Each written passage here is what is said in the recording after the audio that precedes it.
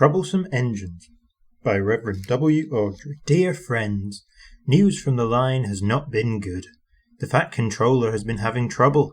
A short while ago he gave Henry a green coat of paint, but as soon as he got his old colour back again, Henry became conceited.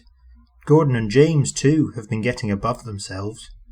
I am glad to say, however, that the Fat Controller has, quite kindly but very firmly, put them in their place, and the trains are running as usual. I hope you'll like meeting Percy. We shall be hearing more of him later. Henry and the Elephant. Henry and Gordon were lonely when Thomas left the yard to run his branch line. They missed him very much. They had more work to do. They couldn't wait in the shed till it was time and find their coaches at the platform. They had to fetch them. They didn't like that. Edward sometimes did odd jobs, and so did James, but James soon started grumbling too. The Fat Controller kindly gave Henry and Gordon new coats of paint. Henry chose green, but they still grumbled dreadfully. "We get no rest! We get no rest!" they complained as they clanked about the yard, but the coaches only laughed. "You're lazy and slack! You're lazy and slack!" they answered in their quiet, rude way. But when a circus came to town, the engines forgot they were tired. They all wanted to shunt the special trucks and coaches. They were dreadfully jealous of James when the Fat Controller told him to pull the train when the circus went away. However, they soon forgot about the animals as they had plenty of work to do. One morning Henry was told to take some workmen to a tunnel which was blocked. He grumbled away to find 2 trucks to carry the workmen and their tools. Pushing trucks, he muttered in a sulky sort of way. They stopped outside the tunnel and tried to look through it, but it was quite dark. No daylight shone from the other end. The workmen took their tools and went inside. Suddenly, with a shout, they all ran out looking frightened. "We went to the block and started to dig, but it grunted and moved," they said. "Rubbish," said the foreman. "It's not rubbish, it's big and alive. We're not going in there again." "Right," said the foreman. "I'll ride in a truck and Henry shall push it out." "Wheesh," said Henry unhappily. He hated tunnels. He had been shut up in one once, but this was worse. Something big and alive was inside. "Peep, peep, pip, peep, peep, peep," he whistled. "I don't want to go in." "Neither do I," said his driver, "but we must clear the line." Oh dear, puffed Henry as they slowly advanced into the darkness. Bump! Henry's driver shut off steam at once. "Help! Help! We're going back!" wailed Henry, and slowly moving out into the daylight came first Henry, and then the trucks, and last of all, pushing hard and rather cross, came a large elephant. "Well, I never did," said the foreman. "It's an elephant from the circus." Henry's driver put on his brakes, and a man ran to telephone for the keeper. The elephant stopped pushing and came towards them. They gave him some sandwiches and cake, so he forgot he was cross and remembered he was hungry. He drank 3 buckets of water without stopping, and was just going to drink another when Henry let off steam. The elephant jumped and whoosh! He squirted the water over Henry by mistake. Poor Henry. When the keeper came, the workmen rode home happily in the trucks, laughing at their adventure. But Henry was very cross. "An elephant pushed me! An elephant pushed me!" he hissed. He was sulky all day, and his coaches had an uncomfortable time. In the shed he told Gordon and James about the elephant, and I'm sorry to say that instead of laughing and telling him not to be silly, they looked sad and said, "You poor engine, you have been badly treated." Tenders and turntables. The big stations at both ends of the line each have a turntable. The Fat Controller had them made so that Edward, Henry, Gordon and James can be turned around. It's dangerous for tender engines to go fast backwards.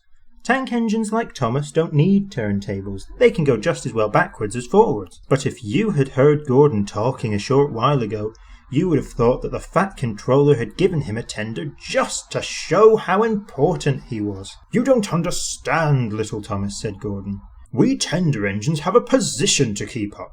You haven't a tender, and that makes a difference. It doesn't matter where you go, but we are important. And for the Fat Controller to make us shunt trucks, fetch coaches, and go on some of those dirty sidings, it's not the proper thing." And Gordon puffed away in a dignified manner. Thomas chuckled and went off with Annie and Clarabel. Arrived at the terminus, Gordon waited till all of the passengers had got out, and then, groaning and grumbling, he shunted the coaches to another platform. "Disgraceful! Disgraceful!" he hissed as he ran backwards to the turntable.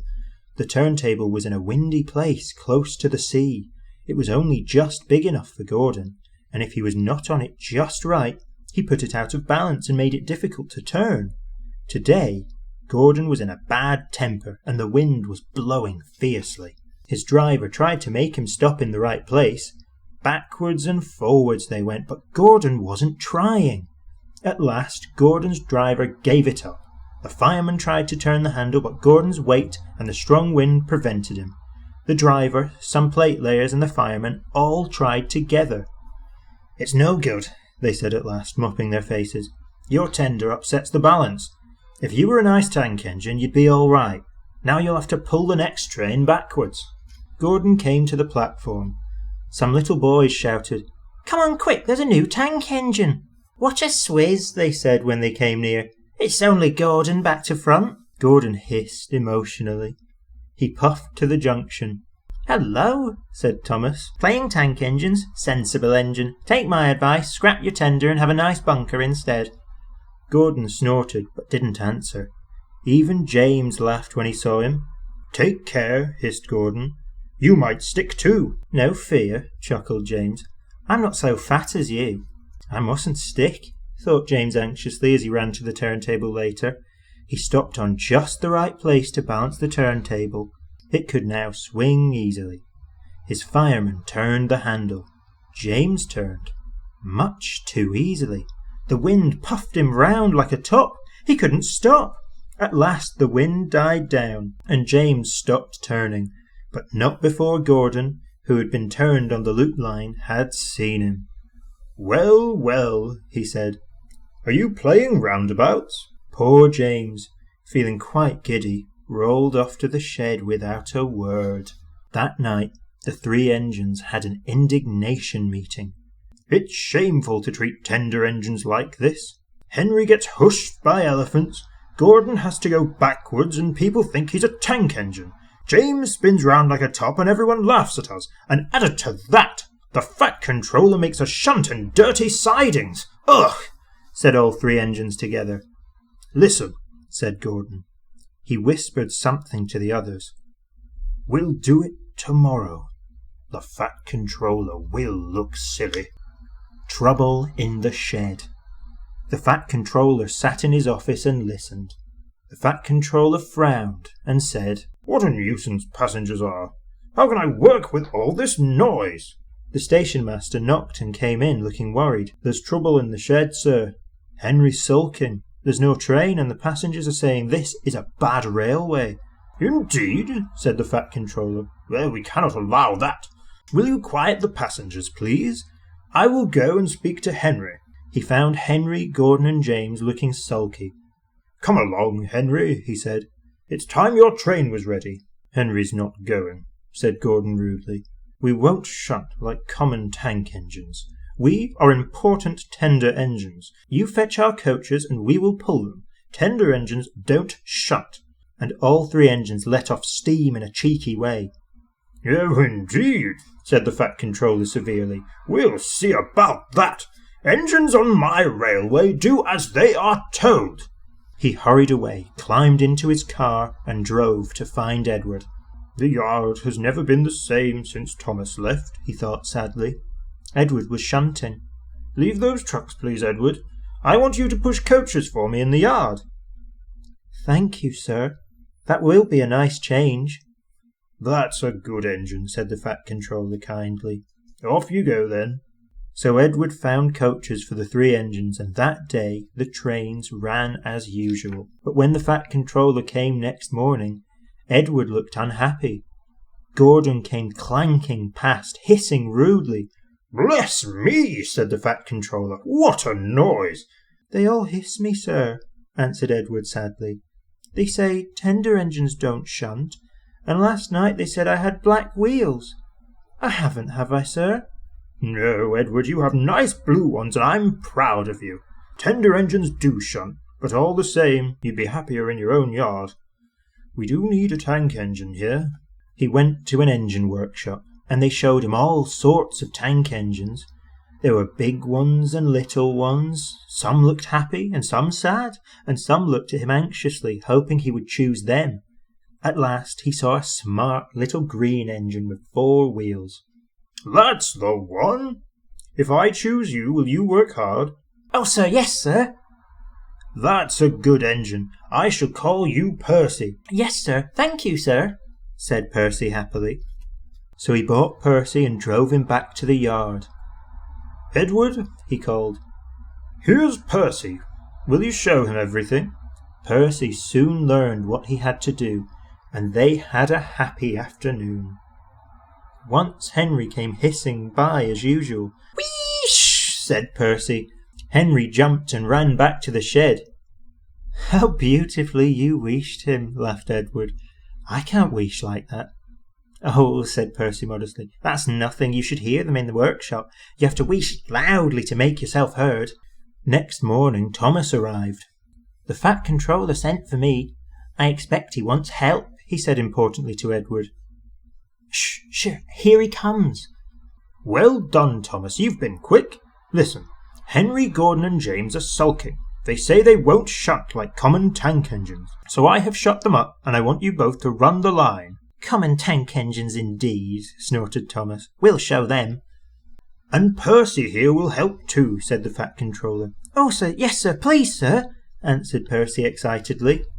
Edward and Thomas worked the line, starting at opposite ends. They pulled the train, whistling cheerfully to each other as they passed. Percy sometimes puffed along the branch line. Thomas was anxious, but both driver and guard promised to take care of Annie and Clarabel. There were fewer trains, but the passengers didn't mind. They knew that the 3 other engines were having a lesson. Henry, Gordon and James stayed shut in the shed, and were cold, lonely and miserable. They wished now they hadn't been so silly. Percy runs away. Henry, Gordon and James were shut up for several days. At last the Fat Controller opened the shed. "I hope that you are sorry," he said sternly, and understand you are not so important after all. Thomas, Edward and Percy have worked the line very nicely. They need a change, and I will let you out if you promise to be good." "Yes, sir," said the 3 engines. "We will." "That's right, but please remember that this no shunting nonsense must stop." He told Edward, Thomas and Percy that they could go and play on the branch line for a few days. They ran off happily and found Annie and Clarabel at the junction. The 2 coachers were so pleased to see Thomas again, and he took them for a run at once. Edward and Percy played with the trucks. "Stop! Stop! Stop!" screamed the trucks as they were pushed into their proper sidings. But the 2 engines laughed and went on shunting till the trucks were tidily arranged. Next, Edward took some empty trucks to the quarry, and Percy was left alone. Percy didn't mind that a bit. He liked watching trains and being cheeky to the engines. "Hurry, hurry, hurry," he would call to them.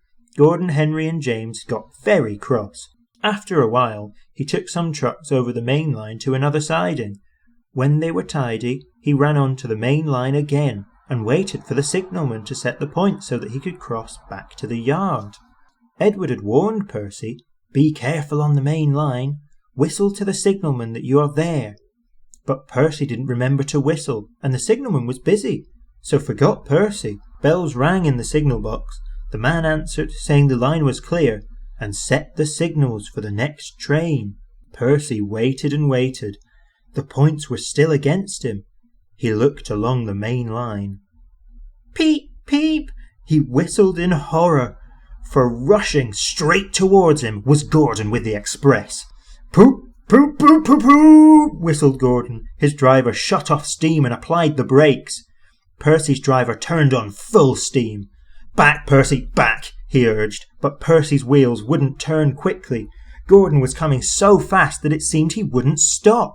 With shut eyes, Percy waited for the crash. His driver and fireman jumped out. "Ooh, groaned Gordon. "Get out of my way!" Percy opened his eyes. Gordon had stopped with Percy's buffers a few inches from his own. But Percy had begun to move. "I won't stay here. I'll run away," he puffed. He was soon clear of the station and running as fast as he could. He went through Edward's station whistling loudly and was so frightened that he ran right up Gordon's Hill without stopping. He was tired then and wanted to stop, but he couldn't. He had no driver to shut off steam and to apply the brakes. "I shall have to run till my wheels wear out," he thought sadly. Oh dear, I want to stop. I want to stop," he puffed in a tired sort of way. He passed another signal box. "I know just what you want, Percy," called the man kindly. He set the points, and Percy puffed wearily onto a nice, empty siding, ending in a big bank of earth. Percy was too tired now to care where he went. "I want to stop. I want to stop.